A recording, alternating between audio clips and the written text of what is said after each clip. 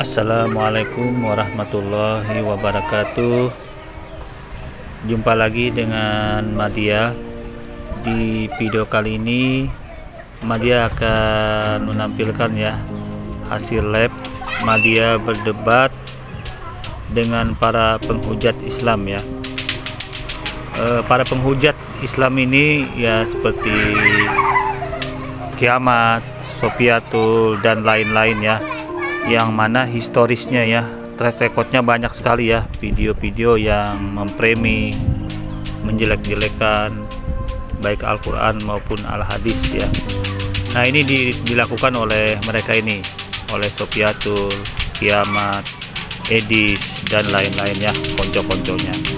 Oke, di sini Madia menjawab beberapa hal yang ditanyakan. Kemudian begitulah para penghujat ini bicaranya memang kadang-kadang tidak terkontrol seperti itu. Oke, langsung saja nanti Madia tampilkan saja langsung hal-hal apa saja yang mereka fitnahkan dan tuduhkan kepada ajaran Islam. Oke, di sini temanya yaitu mereka mencoba mendatangi hadis, yang hadis itu menggambarkan sifat atau karakter Nabi Muhammad SAW yang dibuat negatif, dipraming negatif oleh Kiamat, oleh Sofiatul dan kawan-kawannya. Nah di situ Madia masuk untuk membantah itu semua dengan serangan balik, yaitu pada saat Madia konfirmasi juga bagaimana Tuhannya yang mengambil keledai dan menghancurkan bait suci, bagaimana itu posisinya. Nah itu mereka juga dalam hal ini kesusahan menjawabnya. Oke, langsung saja kita simak. Bukan baginda Rasul loh dia ngomong. Dia ngomong apa? Nah ini lihat. Terjemahkan sendiri ke dalam bahasa Indonesia saya nggak mau membacakan. Ini ada dalam Tabari halaman 76 Kita tahu bahwa salah satu sunnah itu kebiasaan yang dilakukan Nabi Salah satu sunnah itu ada namanya sunnah takririyah atau menyetujui. Baginda Muhammad waktu asistennya, ini khalifah pertama loh yang ngomong, di depan mukanya dia ngomong kayak gini nih. Mudah-mudahan Madia bisa bahasa Inggris Ini, go suck the ... of al-alat. Dia mendiamkan. Jadi tadi yang disampaikan sama si Kiamat tadi bener, ini operasionalnya ini. Kalau orang bener pasti saat teman kita ngomong di begini, apalagi kita yang belajar agama teman kita ngomong kayak gini depan kita, pasti kita akan tegur, bukan didiamkan. Nih, bisa nggak terjemahin Madia? Kalau di dalam ajaran Islam itu sebagai tebusan kafaratnya di dunia ini, balasan di dunia. Di akhirat nggak kamu ngomong? Nah kalau untuk ngomong kayak gini, kawan-kawan apa itu? Apalagi di depan Nabi loh. Hikmahnya apa? Coba. Bisa nggak kamu terjemahkan ini bahasa Indonesianya? Ya silakan aja bacakan. Sorry buat teman-teman yang perempuan Nih, aku nggak akan terjemahkan, kamu aja. Kalau nggak penting nggak penting, soalnya bahasa Inggris juga. Bagaimana kada usah bahasa Arab. Ini ini tertulis dalam buku History of Tabari volume 8, Victory of Islam. Bagaimana mungkin seorang sahabat Nabi ngomong kotor depan Nabi, terus Nabinya diemin, sementara Nabi itu ngajarin kebenaran, ngajarin firman. Bagaimana firman itu bercampur dengan kata-kata kotor, padahal ajaran itu berasal dari firman katanya. Itu pikir sendiri Nah ayat yang tadi aku akan jelaskan juga. Lanjut, itu hadis itu sebenarnya ada salah paham.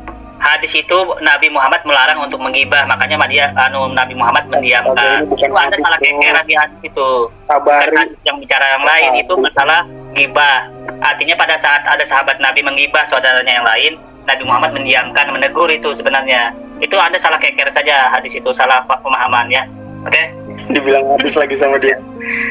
Buku karangan Oten, ya udah. Ini berarti Oten ini, Tabari ini Oten ini. Salah keker. Tabari ini Oten berarti Kiamat. Di garis bawahi Iya, Oten. Hikmahnya gimana? Kalau diajar Madia tadi, pada saat dicaci maki itu sebagai tebusan untuk menebus dosa-dosa biar tidak diajab di dunia di akhirat. Nah kalau kawan-kawan yang mengambil keledai sama menghancurkan pedagang di bait suci itu apa hikmahnya? Untuk ajaran kawan-kawan, apa hikmahnya itu? Hikmahnya ayat itu apa? Yang keledai itu kan diadakan itu. Nah, dia tidak bicara masalah itu. Yang bisa diambil di situ apa? Jadi coba. Ayat pelajarannya diambil di situ apa pelajarannya? Ayat itu apa pelajarannya?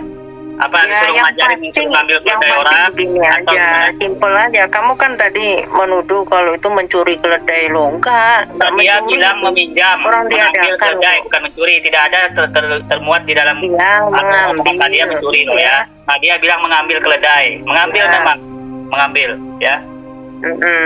Nah, dia tidak pernah berkata tidak sesuai dengan fakta, dengan datanya di ayat Anda. Itu mengambil keledai. Mengambil itu apakah meminjam atau apa kan namanya? Diadakan. Coba itu Matius 21 atau 19 ini. Sila bacakan. Yang dia tanya apa hikmahnya?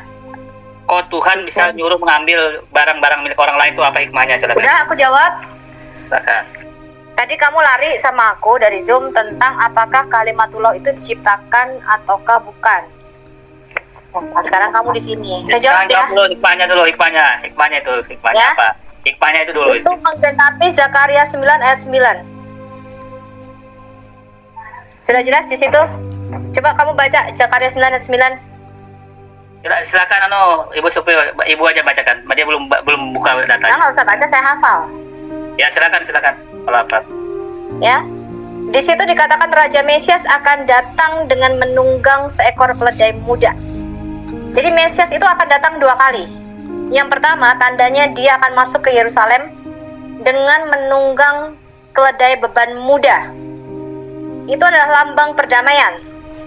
Tapi kalau kamu baca di Wahyu 19, kedatangan Mesias yang kedua kali dia tidak lagi menunggang seekor keledai.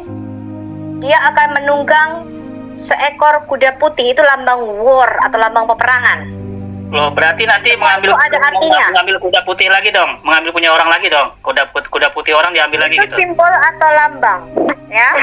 Jadi kuda itu dari surga. Ya, Yesus adalah pemilik surga. Matius 28 ayat 18. Yesus merupakan pemilik surga dan neraka, sekaligus pemilik kerajaan di bumi ini. Kedatangan Mesias yang kedua menunggang seekor kuda putih. Dan barang siapa yang tidak menerima dia sebagai Raja dan Tuhan akan dibunuh. Lukas 19 ayat 27. Jadi menunggang keledai muda itu bicara lambang perdamaian. Makanya dia kedatangan yang pertama adalah pembawa perdamaian. Karena dia datang bukan untuk menghakimi tapi untuk menyelamatkan. Tapi kedatangan Yesus yang kedua, jadi saya kasih tahu kamu ya, mengapa Yesus masuk Yerusalem tidak naik kuda, tidak naik kereta, tidak naik gajah, harus keledai, karena sudah dinubuatkan di Zakaria 9 ayat 9. Dan Yesus berkata setelah dia bangkit, Lukas 24 ayat 44-45, haruslah digenapi semua yang tertulis tentang aku, kata Mesias, mulai dari kitab Taurat Musa, kitab para nabi, dan kitab Mazmur. Jadi Mesias itu sudah dinubuatkan kapan dia masuk ke Yerusalem. Kamu baca di Daniel, ya, mengenai nubuatan 70 kali 7 minggu. Kapan Mesias menampakkan diri masuk Yerusalem, kapan Mesias menampakkan diri kepada Israel? Itu kira-kira tahun 26 Masehi. Dan dia harus menunggang seekor keledai. Gak boleh naik onta. Jadi poinnya berarti boleh ya mengambil keledai orang ya? Tidak boleh naik onta, tidak boleh naik kuda, tidak boleh naik gajah, harus keledai karena sudah dinubuatkan. Bahkan jadi Anda nggak bantah boleh ngambil milik orang ya? Anda nggak bantah loh ini? Boleh. Boleh. Berarti ajaran Kristen boleh mengambil milik orang lain? Boleh. Kalau ajaran kamu Sebentar. Ya, terima kasih. Kamu nggak usah memelintir kata-kata saya, ya, pengikut Nabi Cabul. Kamu nggak usah memelintir kata-kata saya. Saya sudah menjelaskan. Mesias harus naik. Terima kasih bisa diam nggak? Pengikut Nabi Cabul, kamu bisa diam nggak? Gantian kalau ngomong. Kalau saya lagi ngomong, kamu diam. Ya, ini kebiasaan pengikut para Nabi Cabul kayak begini nih. Dikit 5 detik, Bu. Ya, enggak boleh, dia jangan ditanggapi dulu, biar aja dia. Saya belum selesai, ya. Kalian dengarkan saya. Mesias itu dinubuatkan kedatangan yang pertama masuk Yerusalem tidak boleh naik onta, tidak boleh naik gajah, tidak boleh naik kuda, harus keledai. Karena Nabi Zakaria sudah menubuatkan, lihatlah rajamu, Raja Mesias, adil dan jaya. dan dia datang masuk ke Yerusalem dengan menunggang seekor keledai beban muda. Ya, makanya Yesus mengatakan harus digenapi semua yang tertulis tentang aku. Nggak kayak nabimu si Momo. Ya. Nah, sekarang aku kasih tahu kamu, Yesus mengatakan kamu akan menemukan seekor keledai. Jadi dia tuh dari jauh, ya, belum masuk ke kota tuh dia sudah tahu bahwa seekor keledai itu akan disiapkan. Dan dia berkata, kamu harus berkata kepada pemilik keledai itu, Tuhan memerlukannya, dan dia akan mengembalikannya. Jadi bahkan sebelum masuk ke kota itu, orang nggak ada yang tahu di situ ada seekor keledai. Yesus mengatakan kamu masuk ke kota itu, kamu akan menemukan seekor keledai. Jadi dia maha tahu. Bahkan sebelum mereka masuk ke kota itu, dia tahu nanti kamu akan menemukan seekor keledai. Kamu bilang sama pemiliknya, kalau ditanya, kenapa kamu melepaskannya? Karena Tuhan Kyrios memerlukannya, dan dia akan mengembalikannya. Jelas di sini Yesus maha tahu ya.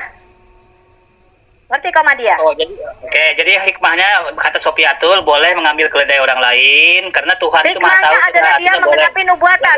Pengikut Nabi Cabul, kamu jangan memelintir perkataan orang Nabi Cabul. Loh, Madia sudah omongan Anda loh. Anda mengatakan boleh mengambil keledai orang lain. Pengikut Nabi Cabul. Anda loh ini. Kamu harus tahu. Madia ikutin omongan Anda Sofiatul. Madia menggenapi nubuatan di Zakaria 9 ayat 9. Kamu dengar pakai kuping apa pakai pantat? Iya, Madia ikutin omongan Anda. Artinya Tuhan Anda mengambil keledai orang. Jadi kalau ada orang lain, Tuhan memerlukan Tuhan orang lain. Madia ngerti. Kamu dengar pakai kuping apa pakai pantat? Saya tanya. Tadi saya mengatakan Yesus menggenapi Zakaria 9 ayat 9. Kenapa kamu memelintir perkataan orang kayak nabimu? Tadi kan kamu ngomong, Madia tanya boleh nggak mengambil keledai orang lain? Boleh, bilangmu. Jadi kan Madia nggak bantah kok. Madia nggak Nabi bantah. Sabul Muhammad yang meletakkan penisnya di antara kedua paha Aisyah dan rub it gently dan mengusap-ngusapkannya dengan lembut, namanya mufakatat. Saya kasih tahu kamu ya, pengikut Nabi Cabul Muhammad. Yesus masuk dengan menunggang keledai menggenapi nubuatan Zakaria ayat 9 ayat 9. Jelas nggak? Jelas Kan nggak? Madia cuma ikutin omongan Anda. Anda kan mengatakan tadi boleh mencuri, mengambil keledai orang. Itu kan hak Anda. Itu hak Anda loh. Madia ikutin omongan Anda ini. Madia nggak bantah loh, Sofi. Ya. Siapa yang mengatakan Anda bilang boleh mengambil milik orang lain tanpa izin, itu apa namanya kalau Anda mencuri? Mengambil milik orang lain tanpa izin apa Coba namanya? dibaca ini tanpa izin nggak? Ini tanpa izin nggak? Coba lihat yang saya share screen ini. Ya, yang Madia kan bertanya saja, Sofi. Kalau mengambil milik orang lain tanpa izin itu apa namanya? Apa meminjam atau mencuri? Silakan. Bayangin orang yang menjelaskan, dia bisa mendengar perkataan ulang. Luar biasa kalian pengikut Nabi Cabul ya. Sedikit dong. Silakan coba Memang ngomong. pasti Yang kalian kedua pengikut yang Nabi belum Muhammad. kelar tadi menghancurkan Kamu memang dagangan pas orang di Gait pengikut Putih. Nabi Apa Cabul. Bentar dulu. Ya, buah itu tidak jatuh jauh dari pohonnya. Kalau nabimu aja kayak begitu, apalagi lu. Nabimu aja pelecehan seksual kepada anak kecil, melakukan mufakatah, meletakkan penisnya di antara paha Aisyah dan mensodomi Aisyah ketika berusia 6 tahun. Luar biasa. Ya, dan kamu sebagai pengikutnya, kamu buah tidak jatuh jauh dari pohonnya. Ya, saya kasih tahu kamu Madia, selama kembali, kamu apa hikmahnya? masih memelintir ayat, kamu tidak Sofiatul, apa kebenaran, hikmahnya tidak mengambil milik bertanya. orang lain, mengambil belum dikembalikan, apakah namanya meminjam, mencuri atau apa namanya, itu apa hikmahnya? Silakan. Siapa yang Aku nanya mengatakan hikmahnya saja, mencuri? apa hikmahnya? Oke, saya tanya Pelajarannya sama apa? kamu. Oke, demikian ya hasil debat Madia. Sebenarnya Madia panjang itu, cuman Madia potong saja untuk posisi poin yang utama tadi, karena dia tidak bisa membuktikan bahwa kapan mengembalikan atau meminjam atau apa namanya kalau dikatakan mencuri, meminjam atau apa keledai yang telah diambil itu gitu ya. Kapan? Jadi itu belum bisa dibuktikan oleh Sofiatul dan kawan-kawannya. Nah, jadi hikmah yang kedua adalah bagaimana menghancurkan para pedagang di Bait Suci juga tidak dijawab oleh Sofiatul ya. Kemudian timbullah debat-debat yang Madia kira tidak terlalu kondusif lagi ya hasil di room mereka ini, makanya Madia putuskan keluar karena sangat tidak sehat sekali ya diskusinya dengan orang-orang penghujat ini. Madia karena melihat sepak terjang Sofiatul ini sudah lebih 2 tahun ya, lebih 2 tahun, ribuan ya video-video yang dia hasilkan diupload sama orang-orang oten yang juga tentunya disaksikan oleh umat muslim yang sebagian juga ada yang masih awam ya, hujatan oleh Sofiatul ini kepada Islam ya. Oke, demikian saja Madya Reaction untuk video kali ini. Kurang lebihnya Madya mohon maaf. Wassalamualaikum warahmatullahi wabarakatuh.